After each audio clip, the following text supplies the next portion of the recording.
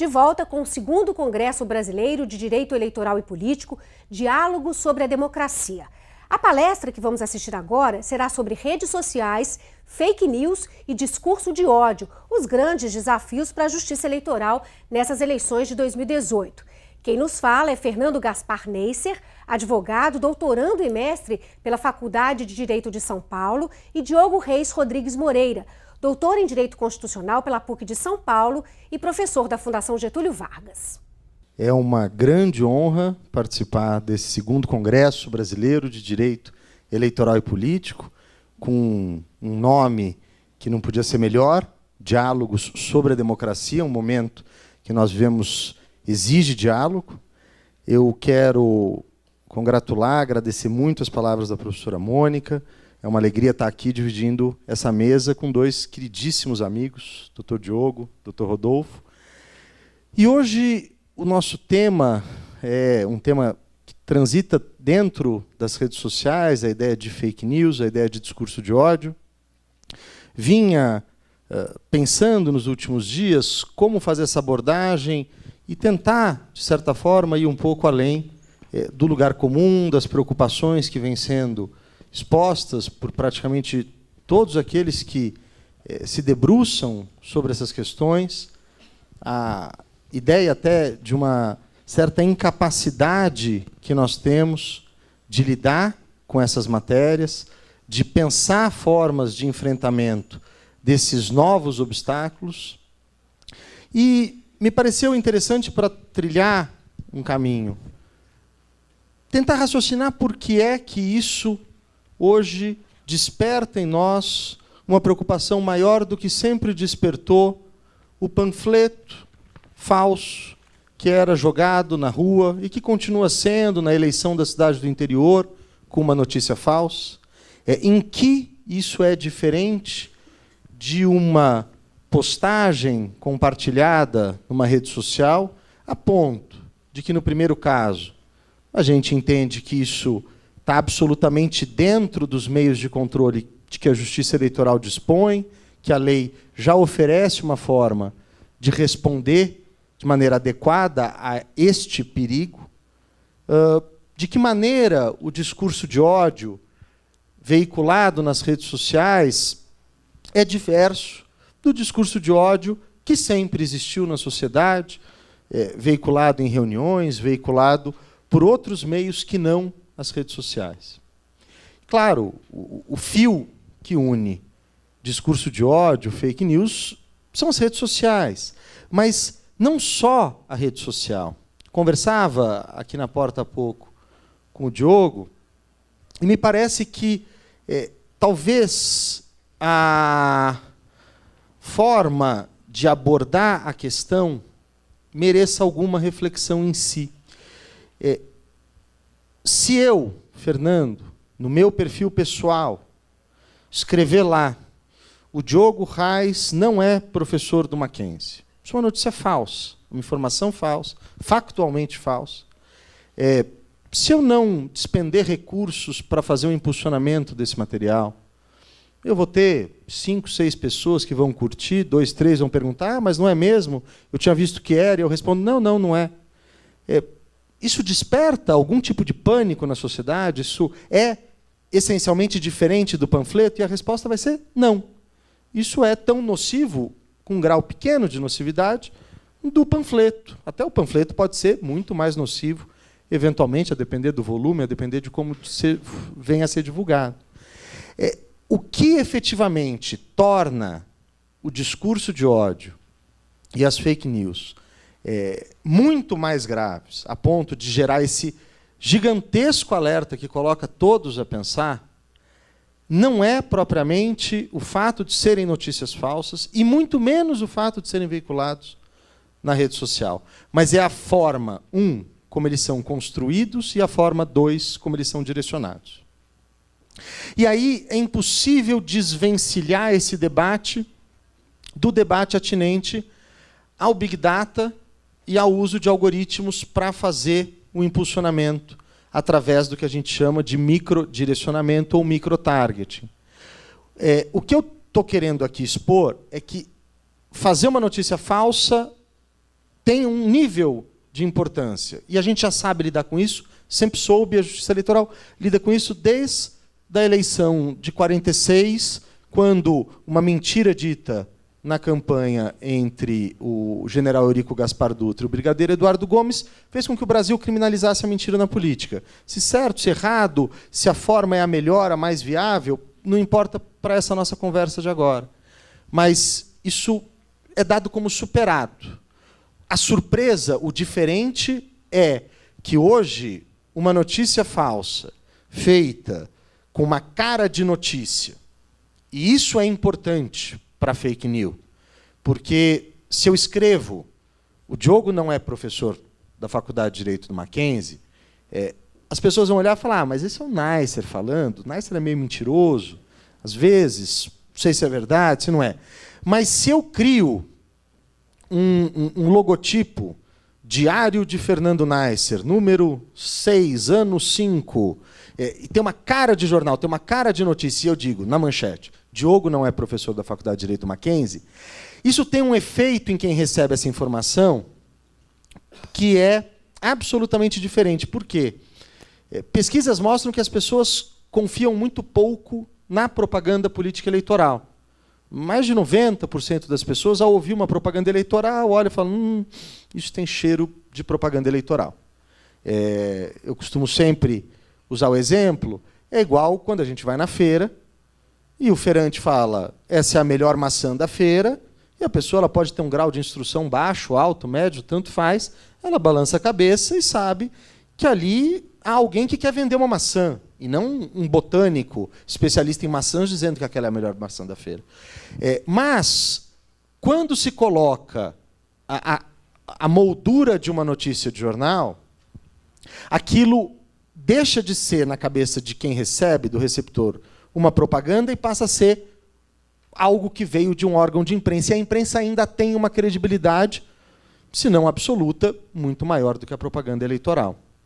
Mas, ainda assim, isso não seria suficiente, porque o panfleto, com cara de notícia, todos nós também já vimos na política. E isso também é algo com o que a gente sabe lidar. O problema está em como isso chega nas pessoas e como é construído esse discurso. Isso é novo.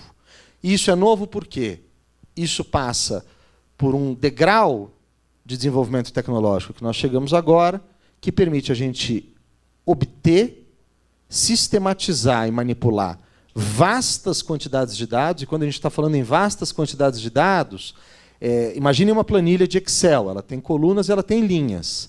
Eu estou falando de uma planilha de Excel que tem 50, 60, 100 milhões de linhas e 500, 800, 1000 colunas. O que é isso? Cada linha é uma pessoa. Eu tenho uma linha lá, Rodolfo Pereira Viana.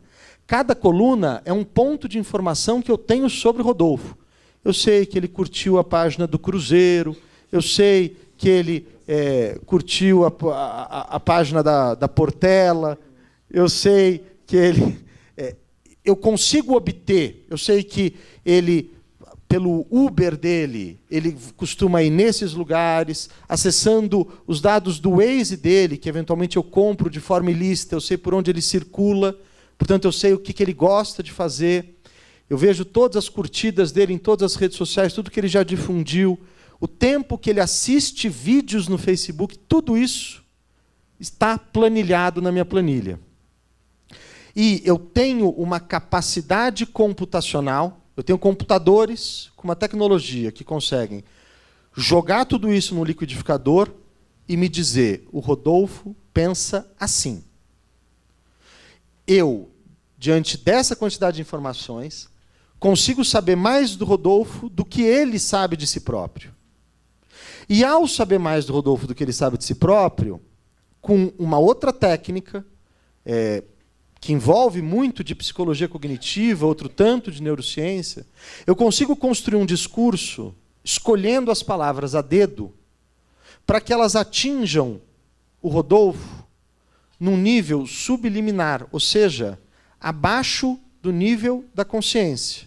Ele é tocado por aquilo que eu escrevo antes de perceber o que é o conteúdo que está chegando a ele. A gente sempre falou muito em propaganda subliminar. A Coca-Cola coloca um negócio que pisca rápido e a gente nem sabe, mas ali está escrito Coca-Cola, você sai do cinema com sede. Isso é fichinha, isso é primário perto do que é a propaganda subliminar construída hoje. Por quê? A grande diferença é que o direcionamento da propaganda, o impulsionamento, quando eu chego no Facebook, falo Facebook, eu tenho aqui 1 milhão de mensagens diferentes. Essa mensagem você vai direcionar para este grupo, que tem o Rodolfo, e outras 10 pessoas que pensam igual o Rodolfo, que estão lá na minha tabela, naquela minha planilha. Essa outra mensagem vai para esse grupo, essa outra vai para esse grupo. No fim das contas, ao fim e ao cabo, importa menos se o que eu estou fazendo chegar é uma notícia falsa ou verdadeira, do que o fato de que eu construí esta mensagem que tem conteúdo eleitoral, que ou quer convencer esse pequeno grupo a não votar em alguém ou a votar em alguém, portanto, é propaganda eleitoral. Importa muito mais como eu construí e como eu fiz chegar do que propriamente qual é o conteúdo. Daí me fazer parecer que o problema ele é menos a notícia ser falsa, é menos o discurso ser de ódio, e mais o fato de que nós chegamos num ponto de desenvolvimento tecnológico que permite que, com um gasto que não é pequeno, mas tampouco é estratosférico, algo que não exige uma sofisticação de equipamentos tão grande, a ponto de dizer, mas essa tecnologia existe, mas só tem na NASA. Mentira.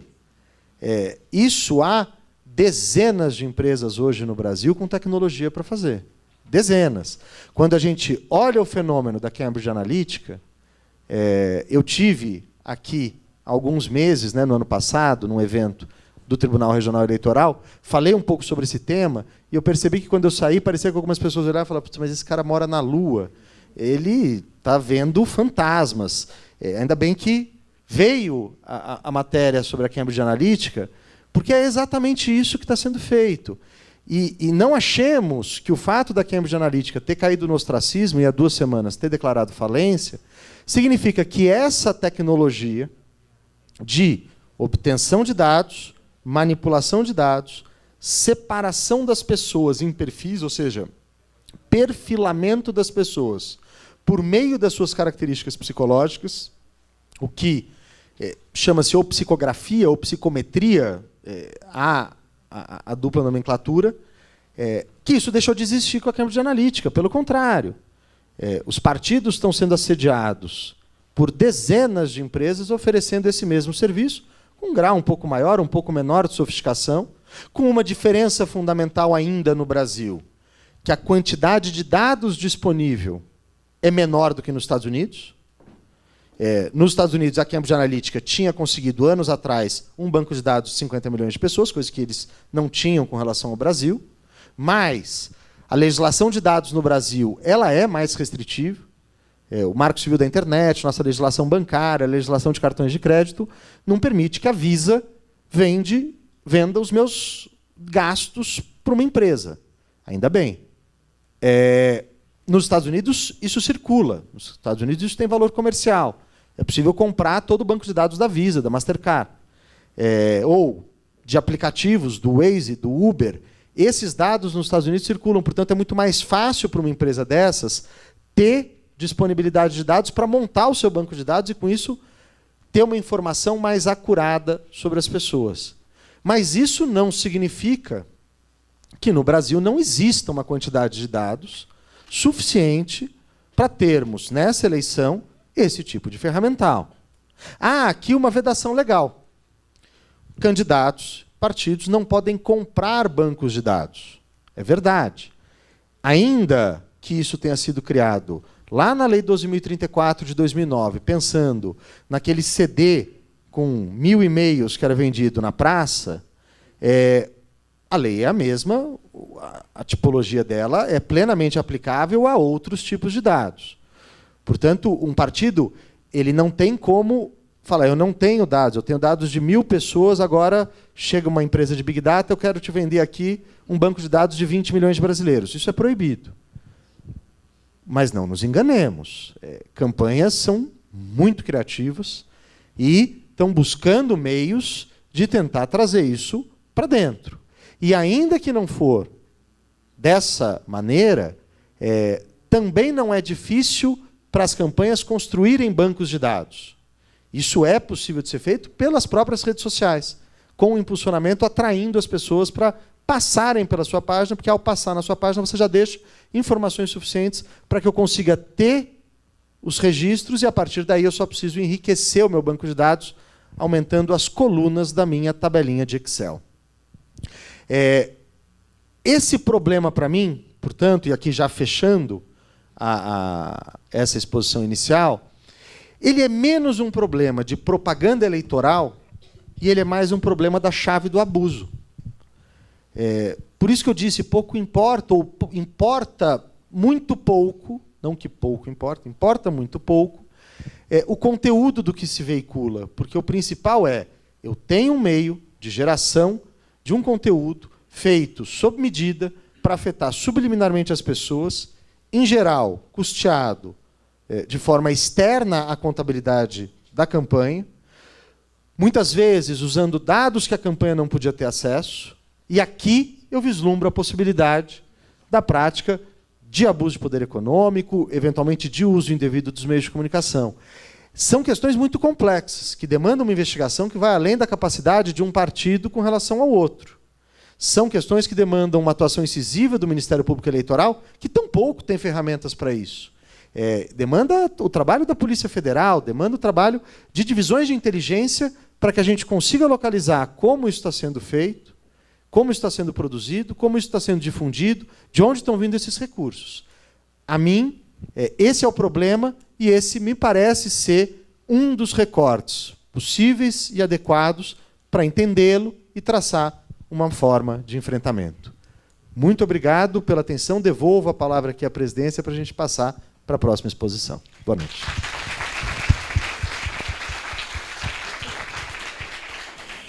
Esse painel realmente é um painel importante e eu tenho certeza muito aguardado por todos, né, nesse congresso. Dando continuidade, então, a esse tema maravilhoso, redes sociais, fake news e discurso de ódio. Antes, eu e o professor Diogo, nós vamos trocar de lugar. É um enorme prazer estar aqui. Eu acho que, de alguma maneira, o Neisser manipulou os dados e aí eu cheguei aqui e alguma coisa aconteceu. Não, imagina. Gente, queria agradecer muito estar aqui. É um enorme prazer estar aqui. O evento é enorme e tem muita gente boa. Eu acho um enorme privilégio fazer parte aí desse contexto. Queria agradecer a professora Mônica, Fernando Neisser, o professor Rodolfo, que, em especial, Neisser e Rodolfo, que a gente já debateu várias vezes esses temas, mas talvez acho que nunca nós três juntos, assim, pelo menos não em público, né? Então, isso daí já é um desafio que a gente tem que enfrentar aqui. Mas, de toda forma, a gente vem pesquisando temas correlatos já há um bom tempo e tal. Então, de fato, é uma alegria enorme estar aqui. Queria agradecer muito a Marinéia, a Lara, a Roberta, tanta gente, João, Diogo, Xará e tudo mais. Mas vamos lá, vamos tocar um pouquinho, porque eu acho que a gente tem bastante coisa para falar e é um desafio enorme poder enfrentar esse tema e tentar trazer um pouco do que eu venho discutindo a respeito disso. Só para a gente poder, de alguma maneira, se conhecer melhor, eu trabalho esse tema há alguns anos. Assim. Há 7 anos eu tive contato com o tema do direito eleitoral digital, vamos dizer assim. Há um tempo atrás, eu tinha visto o relatório de transparência da Google, e se você olhar lá, era a época de 2012, e aí você vai reparar que o índice de remoção de conteúdo da internet no Brasil, então, por meio de determinação judicial, ação judicial, que dá uma sentença, uma liminar, mandando tirar coisa da internet, nós temos um nível relativamente ok. Só que nos anos ímpares, ela está num patamar. Nos anos pares, ela multiplica por 6 vezes esse patamar. Então, vamos imaginar, se no ano ímpar remove 1000 vídeos do YouTube, só para ter uma ideia, não é esse o número, mas eu não sei vocês, mas eu, como do direito, sou ótimo em matemática. Então eu prefiro facilitar os números. Então vamos imaginar que foram 1000 vídeos removidos do YouTube por meio de sentença, decisão judicial, no ano ímpar. No ano par, é uma média de 6 a 7 mil vídeos. Essa diferença é enorme, chamou atenção na época, lá em 2012, nesse relatório de transparência. E aí eu vi que o grande motivo era as decisões judiciais eleitorais. E aí saí para pesquisar isso daí. Então a gente conseguiu fazer uma pesquisa com o apoio do Google. O Google financiou essa pesquisa, foi na época na Fundação Getúlio Vargas. E de uma certa maneira, quase todos que estão aqui, eu comecei, participaram dessa pesquisa em algum momento. Puderam discutir um pouco isso. A Roberta foi, Nicer, Diogo, Rodolfo e tudo mais. E lá a gente percebeu, e a ideia era tentar ver o porquê remove tanto conteúdo da internet e por qual motivo que remove, enfim, como que tudo isso acontece aí. E aí, desde lá para cá, eu continuei estudando direito digital eleitoral e fui tocando aí esses estudos. E há alguns anos eu venho estudando as redes sociais, especificamente. E aí, desde que o tema das fake news acabou aparecendo há uns 5 anos aí no radar. O que eu tenho para falar um pouco a respeito disso e para tentar compartilhar um pouco do que eu tenho visto. Talvez um dos maiores problemas da fake news é a expressão.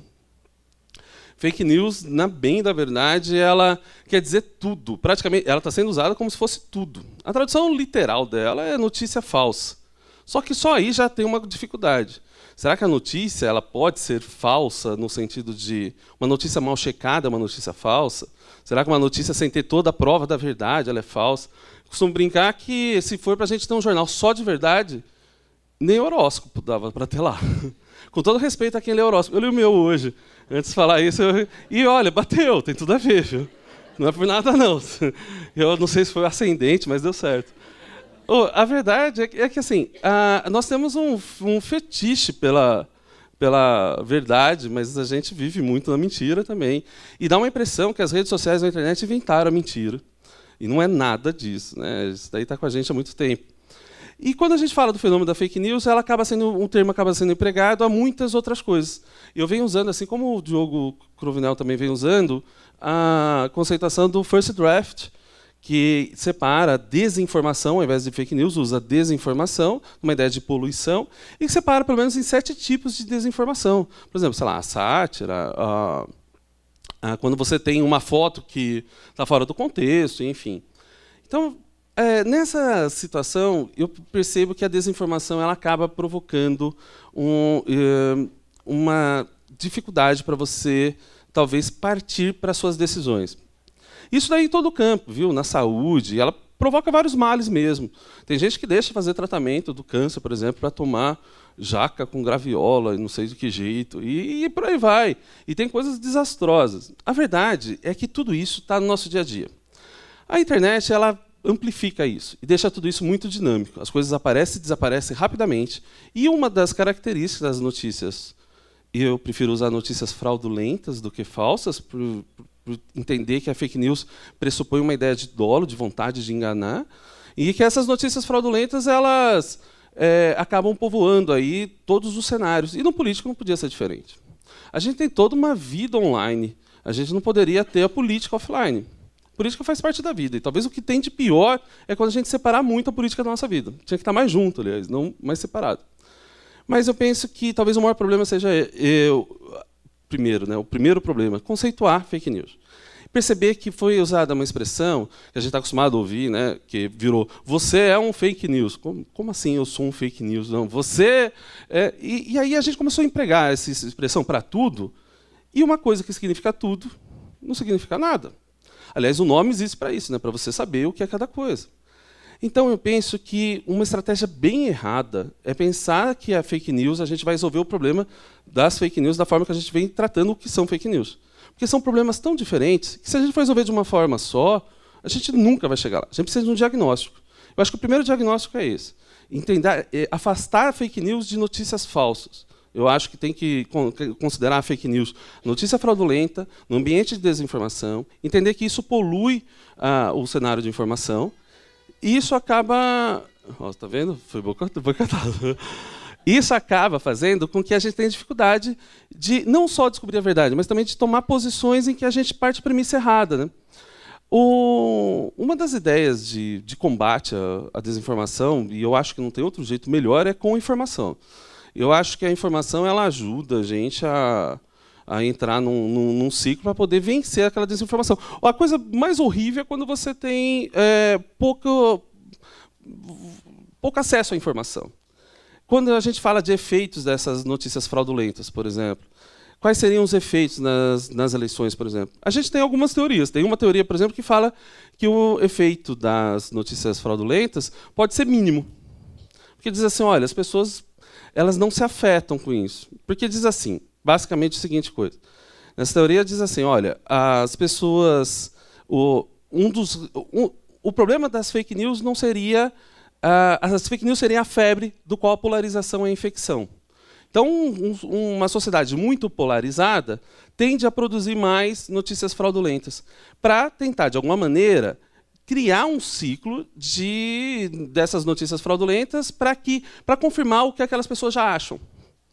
Só que se estiver bem polarizado e o que as pessoas acham de um lado e o que acham do outro lado muito distante, tudo o que essas pessoas criarem dificilmente surtirá efeito no outro polo.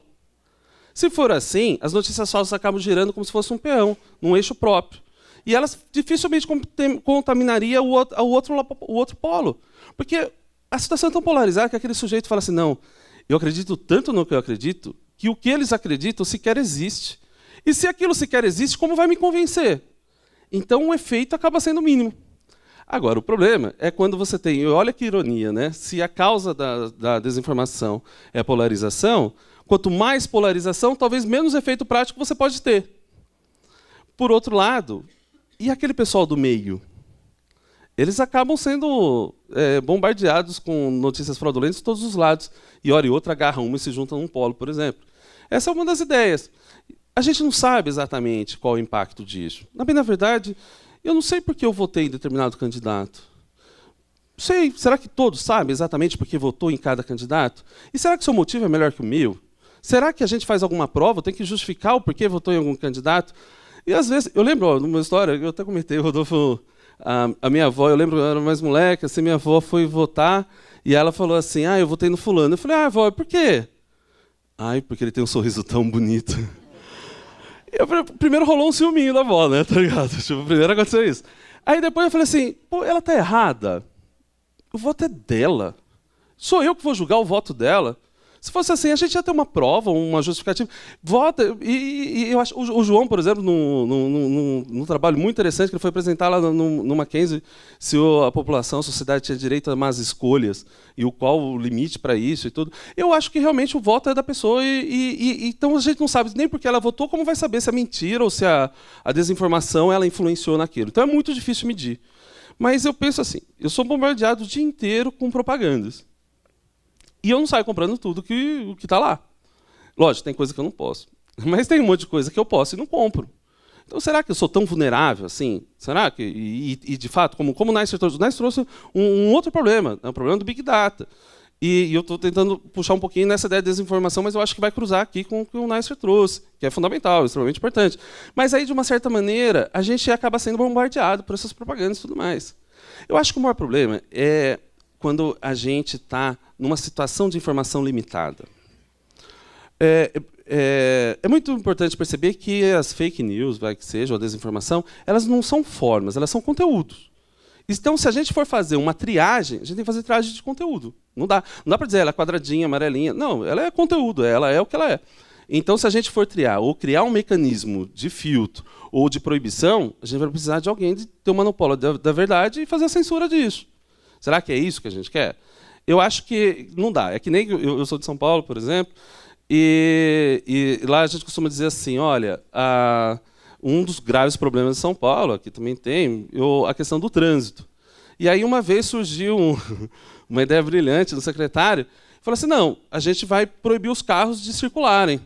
Resolve mesmo o trânsito, resolve. Mas a gente só tem trânsito porque a gente quer andar de carro. Então não vai resolver. Então a gente só tem esse problema de desinformação porque a gente quer ter liberdade de expressão. Não vamos tirar a liberdade de expressão para resolver a desinformação. Não tem sentido isso. Então a gente precisa, de alguma maneira, compatibilizar isso. Eu acho que não tem jeito melhor de fazer isso se não for com informação mesmo. Como enfrentar isso, ou talvez a gente fazer... Como essa nossa conversa. Essa conversa eu acho fundamental para informar, para educar. No próprio Mackenzie, eu coordeno um projeto junto com o pessoal de jornalismo chamado portal.mackenzie.br/fake news. E esse portal ele foi apoiado, por exemplo, pelo Facebook nessas medidas de combate à fake news. Lá a gente conta histórias, eu acho que isso vem ajudando.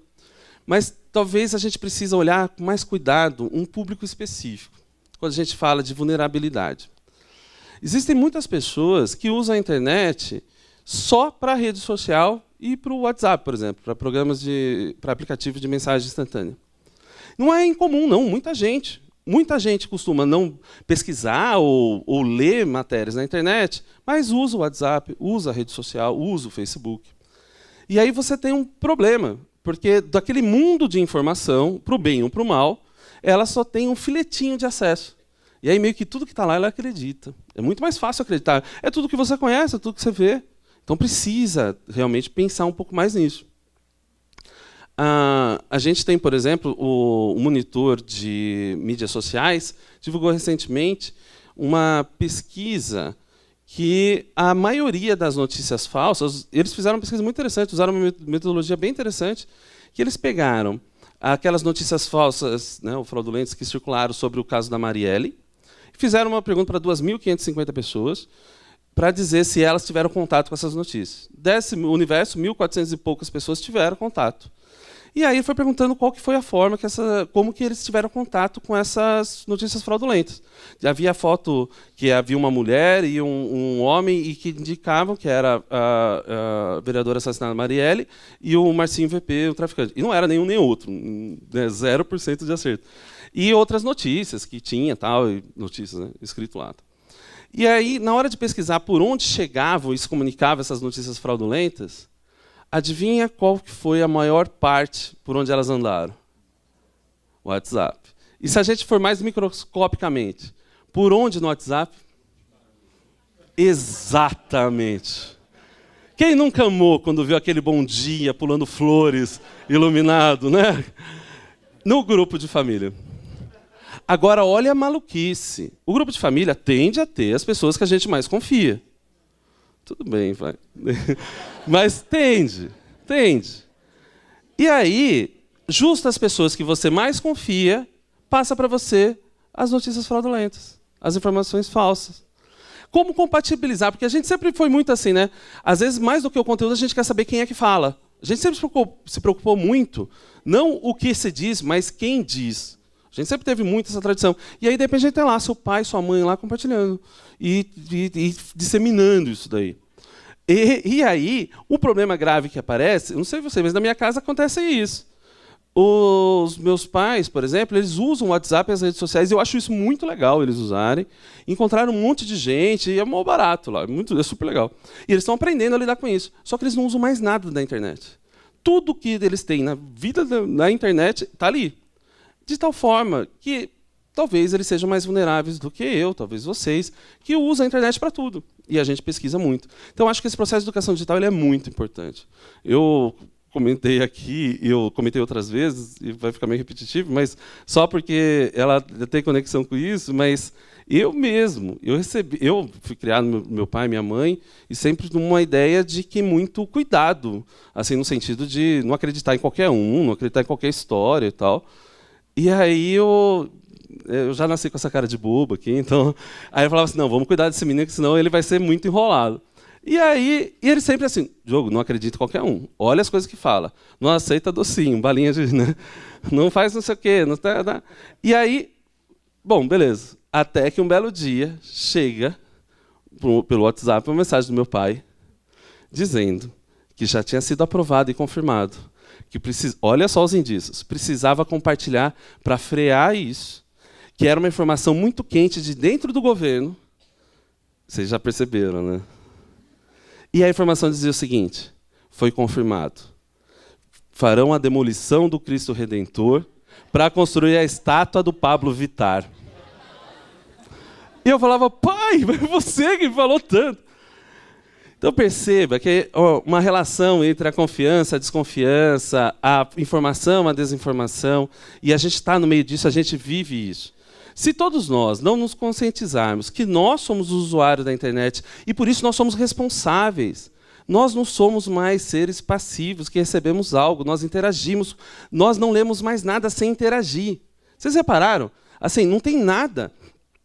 A gente lê coisa que a gente não comenta com alguém, que a gente não ou curte, compartilha, ou reclama, ou responde, ou escreve. A gente não fica mais quieto. A gente quer falar, quer interagir e ainda bem. Então, já que é assim, tem que ter responsabilidade. Se a gente é responsável pelo que fala, a gente é responsável pelo que escreve, responsável pelo que compartilha, pelo que faz. Então, a gente tem que se colocar no papel de curador de conteúdo. É meio que assim mesmo. Você procurar na internet, você vai encontrar lá desde como construir um avião ou, sei lá, fazer coisas desastrosas e tudo mais. E cabe a você ter essa responsabilidade e fazer a curadoria do conteúdo. Então, se a gente também não entrar nesse jogo, nesse contexto, a gente está muito perdido, porque a desinformação tende a vencer. E é uma luta diária. Assim.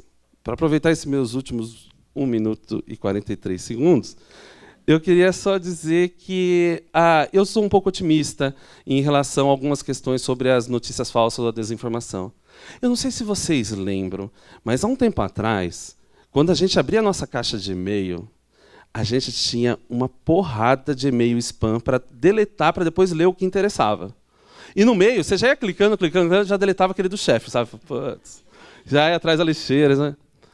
Hoje, passado alguns anos, quem aqui tem problema com spam? Acho que ninguém. Tem gente que nem sabe o que é.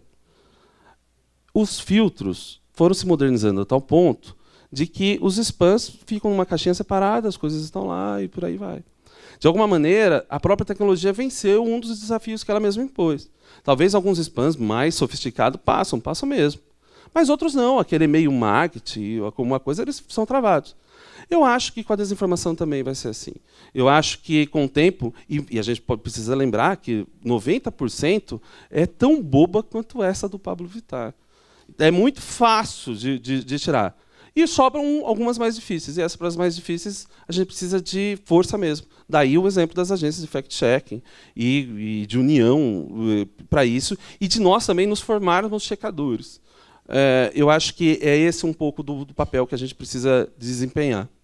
Mas, enfim, era isso que eu queria dizer. Queria agradecer demais a atenção de vocês e dizer que o Cristo Redentor continua lá, tá tudo bem. Fica tranquilo, vai dar certo. Super obrigado. Valeu, gente. Vamos agora para um rápido intervalo e voltamos já com o 2º Congresso Brasileiro de Direito Eleitoral e Político, Diálogo sobre a Democracia.